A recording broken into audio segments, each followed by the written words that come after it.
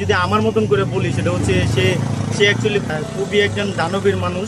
অবশেষে দেশের বাইরে থেকেও প্রশংসায় ভাসছেন সাবেক এমপি ব্যারিস্টার সুমন। বর্তমানে বন্যায় ফেনী ও কুমিল্লার পরিস্থিতি তীব্র আকার ধারণ করেছে। সবচেয়ে ভয়াবহ অবস্থা দাঁড়িয়েছে ফেনী, ফুলগাজী ও পরশুরাম ও চালনায়া উপজেলায়। বন্যার পানিতে তলিয়ে গেছে বাড়িঘর, রাস্তাঘাট, ফসলি জমি। কিন্তু বাইরের দেশের থেকেও অসহায় মানুষের পাশে দাঁড়াতে ভুলে যাননি ব্যারিস্টার সুমন। এই বন্যায় কঠিন পরিস্থিতিতে ফেনী মানুষের পাশে দাঁড়িয়েছেন তিনি। ব্যারিস্টার সুমনের ত্রাণ পেয়ে উচ্ছ্বসিত ফেনীর মানুষজন।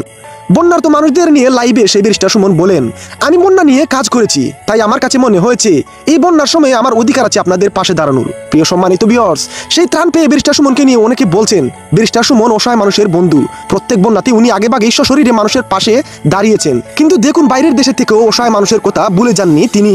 এমন মানুষ পাওয়া খুবই কঠিন। প্রিয় সম্মানিত ভিউয়ার্স, ব্যারিস্টার সুমনকে ক্ষমা করে দিয়ে দেশে আনার অনুরোধ করেছেন ফেনীর মানুষজন। তাই ব্যারিস্টার সুমনের এমন মহৎ কাজকে আপনারা কিভাবে দেখছেন? লাইক, কমেন্ট, শেয়ার করে জানিয়ে দিন আপনার মতামত।